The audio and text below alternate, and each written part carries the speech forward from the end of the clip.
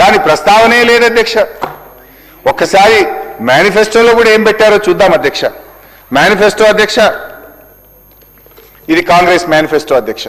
ఈ మేనిఫెస్టోలో అధ్యక్ష హైదరాబాద్ నుండి యూత్ డిక్లరేషన్ అనే ఒక పెద్ద పుస్తకం అయితే విడుదల చేశారు అధ్యక్ష. ఈ మేనిఫెస్టోలో ఏం చెప్పారంటే అధ్యక్ష, మొదటి సంవత్సరంలోనే 2 లక్షల ప్రభుత్వ ఉద్యోగాలు భర్తీ చేస్తామని హామీ ఇచ్చారు అధ్యక్ష. నేను అడుగుతా ఉన్న భట్టి గారిని, ఆ 2 లక్షల ఉద్యోగాలు ఇచ్చారా? ఎవరికి ఇచ్చారు?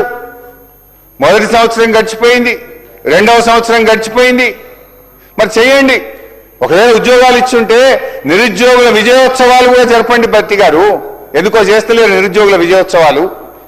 అంటే ఇక ఈ ముఖ్యమంత్రి గారు అయితే మరీ విడ్డూరం అధ్యక్ష. నిరుద్యోగులకు ఉద్యోగాలు ఎక్కువైపోయి ఇక నోటిఫికేషన్లు చాలు అంటున్నారని చెప్పి సెలవిస్తారు ఆయన. పోదామా మరి? నేను అడుగుతా స్పీకర్ గారు, ఒక పావు గంట హౌస్ అడ్జెంట్ చేయండి సార్. ఇక్కడనే కదా సార్ అశోక్ నగర్. భట్టి గారు మేము అందరం కలిసి అశోక్ నగర్ సెంట్రల్ లైబ్రరీకి పోయి అడుగుదాం. మరి నిరుద్యోగులు నోటిఫికేషన్లు చాలు అంటున్నారా? మీరు ఇచ్చిన ఉద్యోగాలతో వాళ్ళు సాటిస్ఫై అయ్యారా? వాళ్ళ మాటలేందో ఒక్కసారి పోయి వినేద్దాం. ఎందుకు అధ్యక్ష ఈ రకంగా నిరుద్యోగ యువతి యువకులను వంచిస్తారు అధ్యక్ష? నాడు ఓట్ల కోసం అశోక్ నగర్ సెంట్రల్ లైబ్రరీ చుట్టూ తిరిగారు. నిరుద్యోగుల మెడలో కాంగ్రెస్ కండువాలు వేసి జిల్లాల్లో వారిని తిప్పి ప్రచారం చేయించుకున్నారు. ఇప్పుడు అదే అశోక్ నగర్ లో ఉద్యోగాలు అడిగిన విద్యార్థుల వీపులను విమానం మూత మోగిస్తా ఉన్నారు అధ్యక్ష. తలలు పగలగొట్టారు. చివరికి చదువుల తల్లి నివసించే సిటీ సెంట్రల్ లైబ్రరీకి కూడా నెత్తురు మరకలంటిచ్చారు అధ్యక్ష. ఎన్నికల ముందు డిక్లరేషన్ తో మీకు అధికారం దక్కింది. బట్ ఎన్నికలు అయిన తర్వాత నిరుద్యోగులకు ఏం దక్కింది అధ్యక్ష? నిరుద్యోగులకు పాపం దక్కింది, డిప్రెషన్ దక్కింది, సప్రెషన్ దక్కింది అధ్యక్ష. అధ్యక్ష,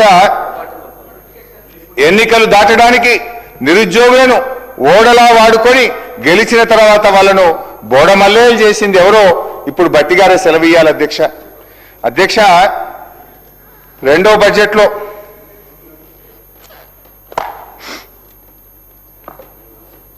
25-26 అధ్యక్ష, 2వ బడ్జెట్లో ఒక మంచి కవిత చదివారు అధ్యక్ష.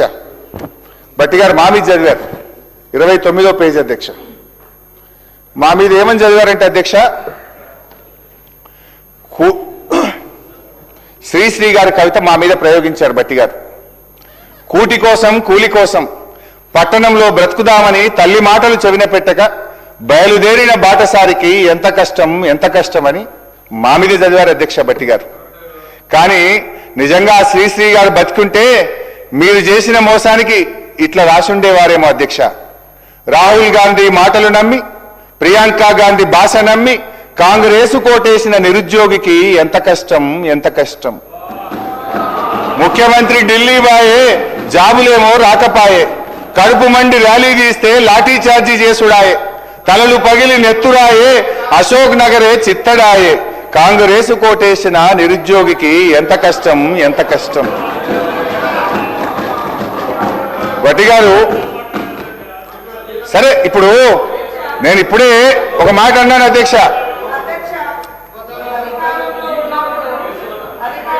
అప్పుడు 10 సంవత్సరాలు ఏం చేసిరో చెప్పండి. ఫస్ట్ ఏం చేసిర్రు చెప్పండి. ఎన్ని ఉద్యోగాలు ఇచ్చిర్రు? తెలంగాణ ఉద్యమం 10 ఏళ్ళు జరిగింది. 10 ఏళ్ళ ఉద్యమం అంతా ఉద్యోగాల కోసమే. మరి మీరు అధికారంలోకి వచ్చి 10 ఏళ్లలో ఎన్ని ఉద్యోగాలు ఇచ్చిర్రు అధ్యక్ష? ఏమన్నా అంటే నోటిఫికేషన్ ఇస్తే వాళ్ళకి ఏమన్నా జీతాలు పడ్డాయా? ఉద్యోగ గ్యారెంటీ వచ్చిందా?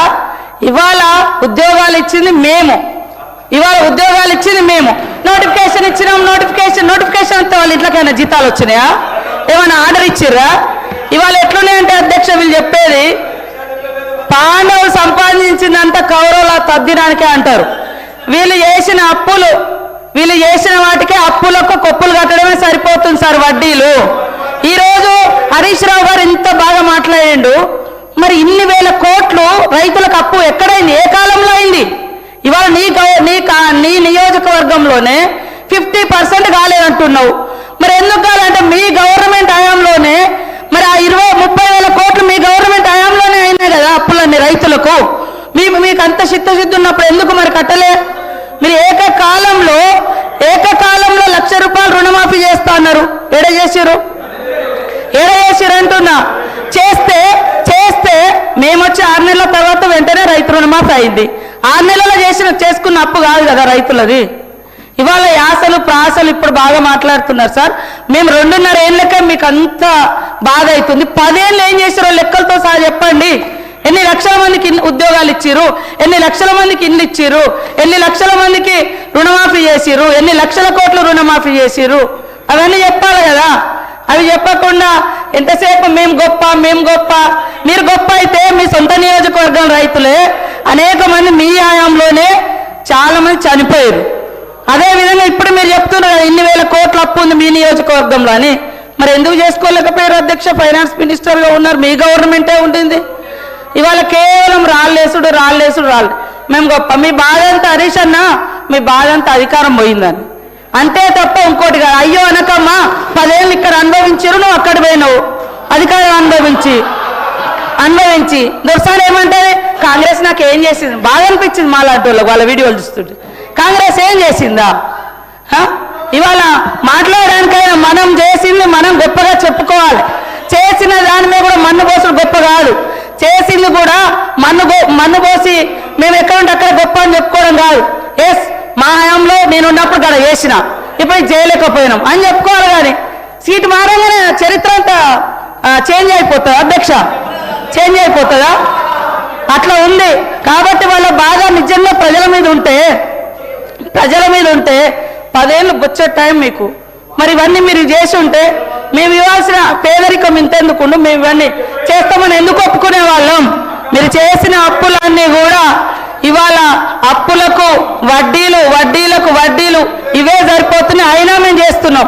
ఇవాళ రాష్ట్రంలో ఉన్న 1.5 కోటి మంది పేదలకు ఇవాళ సన్నబియ్యం ఇస్తుంటే మీరు ఓర్వలేకపోయారు. ఇవాళ మేము ఇందిరమ్మ బీమా జీవిత బీమా పెడితే ఓర్వలేకపోతున్నారు. ఏం ఓర్వలేకపోతున్నారు? బాధ అంతా మీకు బాధ ఉంది తప్ప పేదోడికి ఇల్లొస్తే మీకు సంతోషం లేదా? మీరు రైతురి మీరు ఎన్ని ఇళ్ళు ఇచ్చారు? 10 ఏళ్లలో ఎన్ని ఇళ్ళు ఇచ్చారు చెప్పండి. మేము ఈ 2 ఏళ్లలో ఎన్ని ఇచ్చినో మేము చెప్తాం. మరి చెప్పకుండా కేవలం మట్టి పోసుడు దుమ్ము పోసుడు కాదు. మీరు చేసే చెప్పుకుంటూ మేమేం చేయాలో అది చెప్తే బాగుంటుందని కోరుతా ఉన్నా అధ్యక్ష. అధ్యక్ష, ఇప్పుడు ఆ రోజు మేము బడ్జెట్ ప్రవేశపెట్టినాము, దాని మీద చర్చ జరిగింది, బిల్లు పాస్ అయింది, దాని మీద ప్రజలు తీర్పు ఇచ్చిండ్రు. దట్స్ ఓవర్ అధ్యక్ష. ఇప్పుడు మీరు బడ్జెట్ ప్రవేశపెట్టిండ్రు, మీ బడ్జెట్ మీద మేము మాట్లాడుతున్నాం. మా బడ్జెట్ మీద మాట్లాడదామంటే టైం పెట్టండి, గత బడ్జెట్ మీద డిస్కస్ చేద్దామంటే ఇంకొక రోజు ఫుల్గా మాట్లాడదాం అధ్యక్ష. 2.5 ఏళ్ళు అయ్యాక ఇంకా మీ కథ, మీ బడ్జెట్, మీ లెక్కలు అని చెప్పుకుంటా ఇంకా ఎంతకాలం గడుపుతారు అధ్యక్ష? ఇప్పుడు చర్చ జరుగుతున్నది బట్టి గారు ప్రవేశపెట్టిన బడ్జెట్ మీద. డెఫినెట్గా దాని మీద మాట్లాడతాం కదా అధ్యక్ష. మీరు మా బడ్జెట్ మీద మాట్లాడదామంటే పెట్టండి. మా బడ్జెట్ అప్పుడు మేము పెట్టినాము, మీరు మాట్లాడినరు, బడ్జెట్ పాస్ అయింది, ఓటింగ్ జరిగింది, దాని మీద ప్రజలు తీర్పు ఇచ్చిండ్రు. నవ్వు మీరు చెప్పింది కదా మేము ఇన్ని చేస్తాం అన్ని చేస్తామని చెప్పినప్పుడు ప్రధాన ప్రతిపక్షంగా ప్రజల గొంతుకై ప్రజల పక్షాన ప్రశ్నించడం మా బాధ్యత అధ్యక్ష. ఇప్పుడు రుణమాఫీ ఎందుకు కాలేదంటుండ్రు? మీ నాయకుడే చెప్పింది కదా, కేసీఆర్ గారు 2 లక్షలు చేసిండని సంతోషపడుకుండ్రి, ఉరుకుండ్రి, మళ్ళీ తెచ్చుకోండి, లైన్ కట్టుండ్రి, బ్యాంకుకు పోండి, మళ్ళీ తెచ్చుకోండి, నేను రాగానే 7 తారీఖే మాఫీ చేస్తా అని చెప్పింది కదమ్మా. నీ మాట నమ్మే ఉరికి తెచ్చుకున్నారు వాళ్ళు. నువ్వు మోసం చేసినావు, గదే చెప్తున్నా. నేనేం చెప్తున్నా? ఇంకోటి అధ్యక్ష, మీరేం చేసిండ్రు అంటున్నారు. అంటే నా సబ్జెక్ట్ డైవర్ట్ అవుతుందని నేను వారికి సమాధానం ఇయ్యలేక కాదు అధ్యక్ష. Every point I can answer అధ్యక్ష. ఆనాడు బీఆర్ఎస్ ప్రభుత్వం 1,62,000 ప్రభుత్వ ఉద్యోగాలు ఇచ్చింది. 95% లోకల్ రిజర్వేషన్ తెచ్చాము. రాష్ట్రపతి ఉత్తర్వులను సవరించాము. అయితే నేను చెప్తే ఇంకా చాలా విషయాలు ఉన్నాయి కానీ అధ్యక్ష దాంట్లో బోను నా ఇష్యూ డైవర్ట్ అవుతుంది కనుక దయచేసి నేను మీతో కోరుతున్న ఎలియా మినిస్టర్ గారు, ఫైనాన్స్ మినిస్టర్ గారు వీళ్ళు ఇవ్వాలి. కానీ ఇట్లా తాపకొక్క మంత్రులు వేస్తే నా సబ్జెక్ట్ పోతుంది అధ్యక్ష. దయచేసి మీరు ఇంటరప్షన్ కాకుండా చూడాలని మిమ్మల్ని సవినయంగా ప్రార్థిస్తా ఉన్నా అధ్యక్ష. అన్ని వాస్తవాలు బడ్జెట్ బుక్కులు పెట్టుకునే మాట్లాడుతున్నా, మీలాగా నోటికి ఏం మాట్లాడతలేను అధ్యక్ష. నేను ఫైనల్ ఒకటే చెప్తున్నా అధ్యక్ష, గౌరవనీయులు బట్టి గారితో రాష్ట్ర ప్రభుత్వంతో ఆనాడు నిరుద్యోగులను ఓటింగ్ మిషన్ల లెక్క మీరు వాడుకున్నారు అధ్యక్ష. ఇప్పుడు వాళ్ళ నెత్తురు కళ్ళ చూస్తున్నారు అధ్యక్ష. దయచేసి ఇప్పటికైనా మీ పాపాలు గడుక్కోవాలనుకుంటే మీరు చెప్పిన ప్రకారంగా వెంటనే 2 లక్షల ప్రభుత్వ ఉద్యోగాలకు నోటిఫికేషన్ ఇవ్వాలని చెప్పి ఆ నిరుద్యోగుల పక్షాన్ని ప్రభుత్వాన్ని నేను డిమాండ్ చేస్తా ఉన్నా అధ్యక్ష. మరొక పథకం అధ్యక్ష, రాజీవ్ యువ వికాసం. అధ్యక్ష, ఈ పథకం గురించి రెండో బడ్జెట్ ప్రసంగంలో భట్టి గారు చెప్పారు అధ్యక్ష. పేజ్ నంబర్ 29, సెకండ్ బడ్జెట్ ప్రసంగం అధ్యక్ష. ఎస్సీ, ఎస్టీ, బీసీ, మైనార్టీలు మరియు ఆర్థికంగా వెనుకబడ్డ వర్గాల యువతకు స్వయం ఉపాధి కల్పన కోసం రాజీవ్ యువ వికాసం అనే పథకాన్ని ప్రారంభించాం. ఈ పథకం యువతకు ఉపాధి కల్పనలో ఒక గేమ్ చేంజర్ గా నిలుస్తుంది. ఈ పథకం ద్వారా యువతకు కనీ విని ఎరగని రీతిలో 6,000 కోట్ల రూపాయల కేటాయింపుతో ఈ పథకాన్ని ప్రారంభించాం అని రొమ్ము విరుచుకొని వారు చెప్పారు. వీళ్ళంతా బల్లలు కొట్టారు అధ్యక్ష. ఏడాది అయిపోయింది అధ్యక్ష. ఒక్క రూపాయి ఒక్క యువతి యువకుడికి ఈ రాష్ట్రంలో ఇప్పటిదాకా మేలు జరిగిందా అని అడుగుతా ఉన్నా అధ్యక్ష. అధ్యక్ష, మళ్ళీ ఈ సంవత్సరం same dialogue, same paragraph, same page, same speech. మళ్ళీ ఈసారి అధ్యక్ష ఈ బడ్జెట్ లో కూడా అదే చెప్పారు అధ్యక్ష. 6,000 కోట్ల రూపాయలతో ఈ పథకాన్ని ప్రవేశపెడుతున్నాం, ఇది ఒక గేమ్ చేంజర్ అంటారు. పోయినసారి చెప్పే ఒక్కరికి చేయలే, మళ్ళీ అదే స్పీచ్, అదే డైలాగ్, అదే పారాగ్రాఫ్, డిట్టో కాపీ పేస్ట్ మళ్ళీ పెట్టి మళ్ళీ చెప్పారు అధ్యక్ష. ఏం మోసం అధ్యక్ష ఇది? ఎట్లా నమ్మాలి? ఈ బడ్జెట్కి ఏం శాంటిటీ అని నేను అడుగుతా ఉన్నా అధ్యక్ష. మీరు గేమ్ చేంజర్ అని డప్పు కొట్టుకున్న ఈ పథకం కింద ఇప్పటి వరకు ఎంతమంది ఎస్సీ, ఎస్టీ, బీసీ, మైనార్టీ యువకులకు సాయం చేశారో ఒక్కసారి ఆ వివరాలు చెప్పాలని చెప్పి గౌరవనీయులు భట్టి గారు నేను అడుగుతా ఉన్నా అధ్యక్ష. కానీ విని ఎరగని రీతిలో కేటాయించిన 6,000 కోట్లు ఏ యువకుల ఖాతాల్లో పడ్డాయో, ఎవరి జేబుల్లోకి మళ్ళాయో, లేక మీ ఎగవేతల ఖాతాలో జమైనాయా క్లారిఫై చేయాలని చెప్పి భట్టి గారిని నేను అడుగుతా ఉన్నా అధ్యక్ష. నాకు సందేహం వస్తుంది అధ్యక్ష. అక్కడ చూస్తే ఇందిరమ్మ ఆత్మీయ భరోసా, ఇక్కడ చూస్తే రాజీవ్ యువ వికాసం. పేర్లు ఘనంగా ఉన్నాయి. పాపం పెద్దలు ఇందిరమ్మ గారు, కీర్తిశేషులు రాజీవ్ గాంధీ గారు పేరు పెట్టింది అధ్యక్ష. నాకంటే రేవంత్ రెడ్డి గారు అంటే ఐ నో హిమ్, ఎందుకంటే నాతో కూడా పనిచేసింది. రేవంత్ రెడ్డి గారు అంటే వారి మీద, ఇందిరమ్మ మీదనో రాజీవ్ గాంధీ మీద ఆయనకు ప్రేమ ఉండకపోవచ్చు. కానీ భట్టి గారు అయితే దశాబ్దాల తరబడి కాంగ్రెస్ పార్టీలనే ఉన్నారు కదా. మీరైతే కాంగ్రెస్ పార్టీలనే ఉన్నారు కదా భట్టి గారు. మీ పెద్దల పేర్లు పెట్టి పథకాలు అమలు చేయకపోవడం వల్ల ఇది వారిని గౌరవిస్తున్నారా, మీరు వారిని అవమానపరుస్తున్నారా? ఒకవేళ మీకు అమలు చేసే ఉద్దేశమే లేకపోతే భట్టి గారు, రాజీవ్ యువ వికాసం అనే బదులు రేవంత్ ఆత్మీయ మోసం అని పెట్టుకోండి, లేదు భట్టి విక్రమార్క గారి యువ భ్రమలు అని పెట్టుకోండి. మీ పేర్లు పెట్టుకోండి, వాళ్ళ పేర్లు పెట్టి ఎందుకు మోసం చేస్తున్నారని చెప్పి నేను అడుగుతా ఉన్నా అధ్యక్ష. మహిళల విషయంలో